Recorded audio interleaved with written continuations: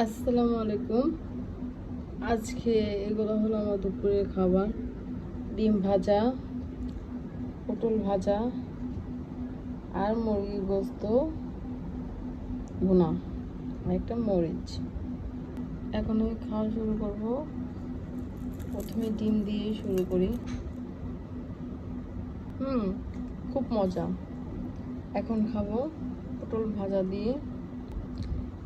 এটা অনেক মজা। এখন একটু মুরগির গোস্ত দিয়ে খেয়ে দেখি কেমন হয়েছে। এটা একটু ঝাল হয়েছে মুরগির গোস্তটা। আর এই চাউলগুলো আমার নানু দিয়েছে, তাদের নিজের ক্ষেতের চাউল। একটু মোটা কিন্তু খেতে অনেক মজা।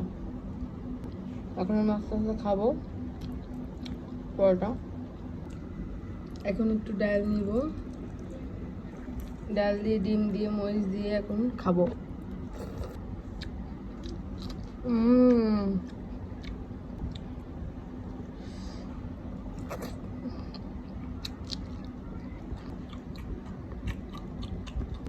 এখন আমার খাওয়া শেষ।